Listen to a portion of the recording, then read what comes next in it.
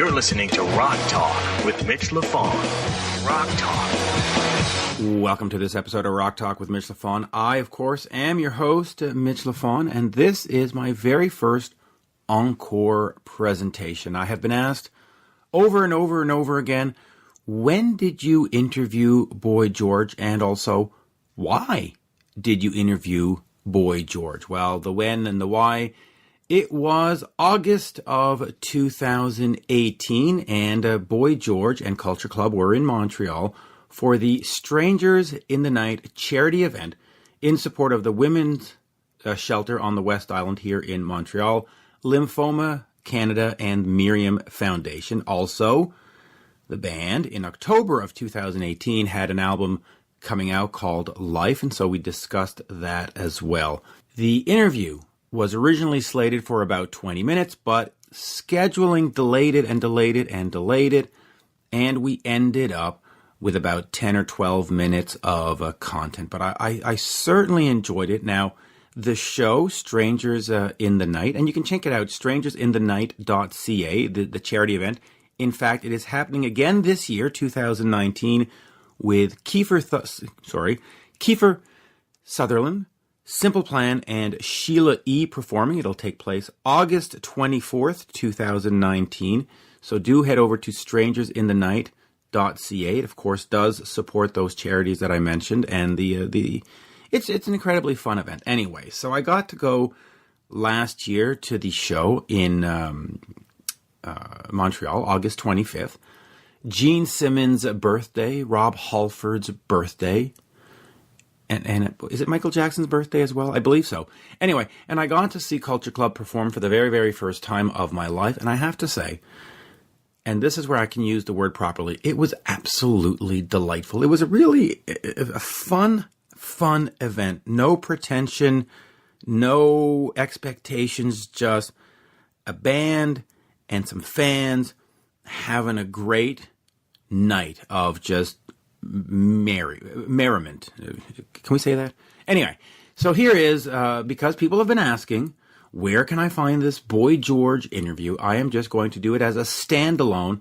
So here they are, without further ado, or here he is, without further ado, the one, the only, the irrepressible, and obviously unique Boy George. Lovely. Hello, George. How are you? I'm good. How are you? Great. An absolute pleasure to talk to you today. I've been a fan, of course, for a long, long time. But since we don't have a lot of time, let's hop right into this. Let's talk about this new album that you have coming out in October called Life, the first new Culture Club music in over 20 years. Talk to me about putting together the set. And when you go into making a new album after all this time, do you sort of look back to the 1980s and say, we got to make something that sounds like Culture Club from back then, or is it about moving forward and opening new boundaries with the music? Well, I think that my personal reference points are always more from the 70s.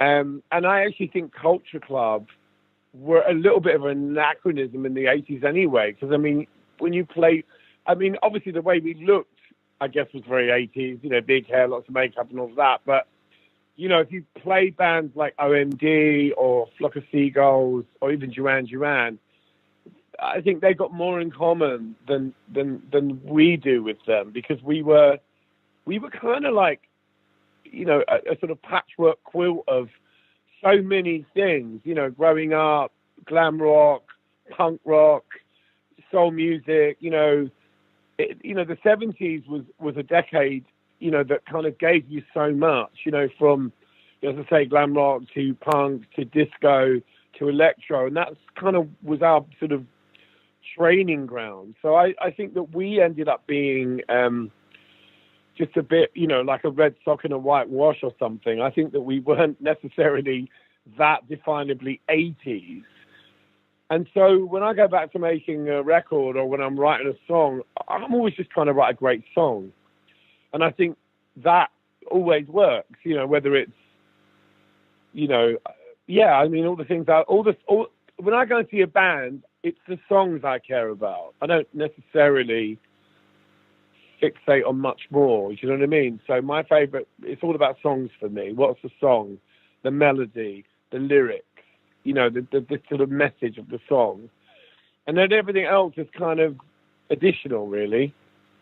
It really is. Now, is there an importance for a band like Culture Club to make a new album? And you've been back together for a few years. I saw you in Ottawa, I think it was last year or the year before. Absolutely phenomenal show. Why not just sort of go out there and play the hits and play the songs that people expect? Right? Why the need for new music? Well, but I mean, you look at a lot of and excuse the language, but the heritage acts, that's what they do. They go, we'll just go play the 10 songs people know. I mean, if that gives you pleasure, that's fine. I'm not making any judgments, but I'm a musician. I'm a creator. That's why I wake up in the morning. I want to create things. I've never stopped writing. And if I didn't think what we were doing was as good as what we did before, then maybe I would take that view. But, I think that I personally think I've got a lot of great songs left in me.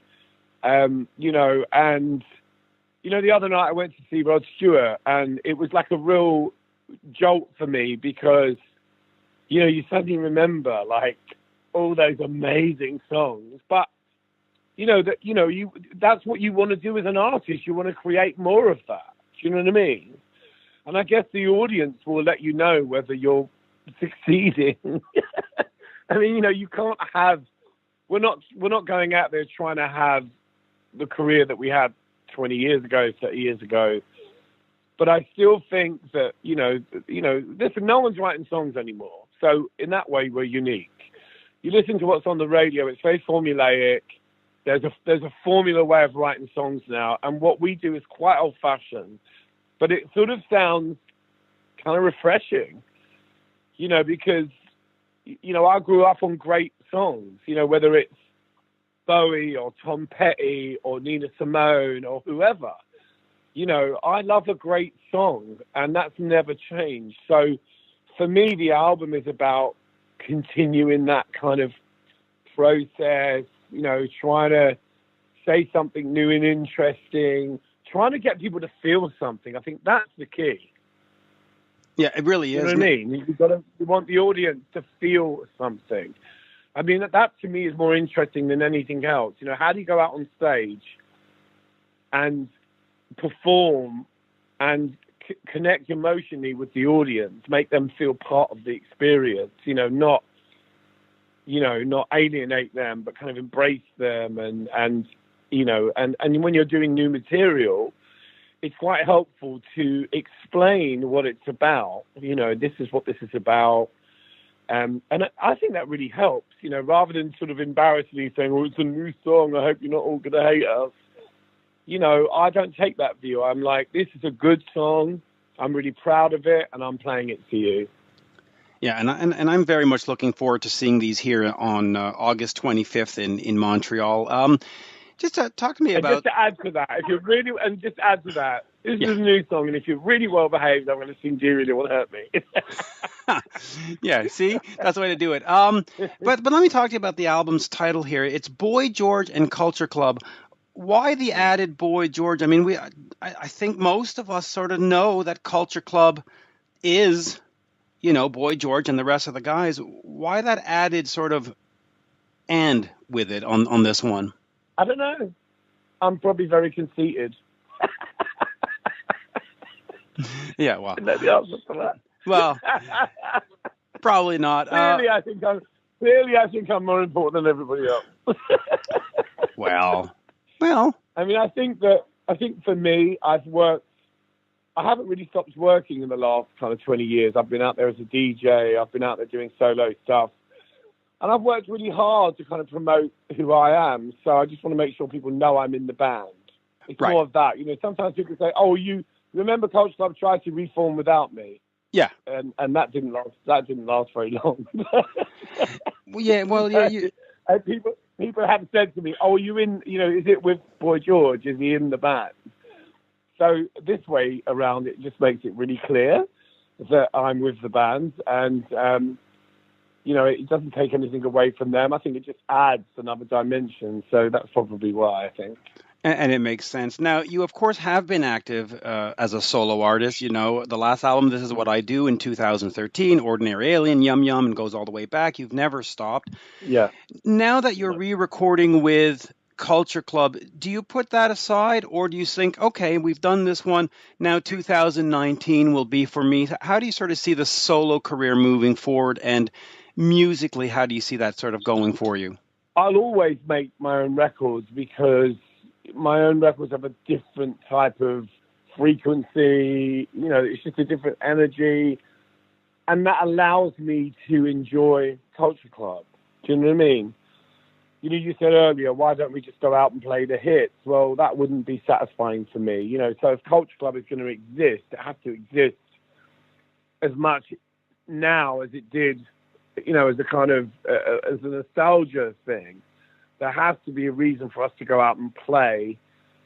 And, you know, I think I'll always do my own records, but, you know, I might make another Culture Club record again. I want to do like an album every year. I'd love to go back to, you know, those old days and just fucking get the album out, you know, every year, whether it's a solo album or a Culture Club album, or at least every 2 years. I think it's good to put music out. You know, it's the thing that gives me the most pleasure, to create stuff and to see where, you know, things can go. And, you know, I suppose it's a bit like maybe being a furniture maker. You just want to make something beautiful and then stand back and look at it, you know. It's the same process, you know. Maybe you're an interior designer and that's where you get your thrill. You do a room up and then you go, oh, look at this, you know. It's the same process, I think, for me as a musician. I just want to keep creating, and that's why I have my own little label now, so that I can work with other people and I can keep those sort of creative muscles, you know, as fit as possible, and do things perhaps that I can't do with Culture Club, you know, take risks, you know, just do different things. Yeah, and it's good to see. Sorry, now. Mitch, this will just have to be our last question. Okay. Well, then let me see where I'm going to go here. I'll have to change. All right, then let's just quickly. You're currently on tour with Belinda Carlisle, opening up. Just quickly talk to me about the tour. No, we have. Oh, in America we have Tom Bailey from the Thompson Twins and the B-52s. Not every show. I'm not sure what's going to happen. You're in Canada, yeah? Yes. Here we get Murray Head opening for you, one night in Bangkok. Okay. Well, there you go. It changes all the time. So, so that's what's happening in Canada. But here in America, we've been kind of chopping from doing these big festivals with the B-52s and Tom Bailey, and then some gigs with Tom Bailey. And, it's been a lot of fun. And, you know, I get kind of, it's a lot of bands. Sometimes you just think, wow, the audiences have got a lot of stamina, you know, because we've been playing outside in the heat, and, you know, there's been rainstorms and all sorts of biblical events. But it's been absolutely amazing. I mean, what I think is very exciting is that there's so much love out there. You know, there's so much affection. You're not walking on to hostility. People really, really embrace you. But you still have to be good, you know. You still have to be good, because I think for us, especially for Culture Club, people don't know what we're going to do. You know what I mean? Like, people really don't know. And I do talk about that every night. I say, you don't know what's going to happen, do you? And they're like, no. And then we spend the rest of the evening kind of, you know, getting them as involved in the show as possible and seducing them, you know, and just making them go home with a smile on their face. I mean, that's kind of what I feel is my job on stage. And you do it well. I mean, like I said, when I saw you in Ottawa with Platinum Blonde, I had that sort of, well, what am I going to get here? And I walked out with like, yeah, those guys are fantastic. That was just fun. And George, an absolute pleasure to talk to you. I know our time has been very limited. And of course, the show in Montreal takes place August 25th, and it is to benefit a West Island women's shelter. And, you know, just thank you for doing that gig. It's going to be a spectacular evening. Thank you, sir. Thank you very much. Pleasure. Bye. We'll see you then. This is Rock Talk with Mitch Lafon. Mitch Lafon.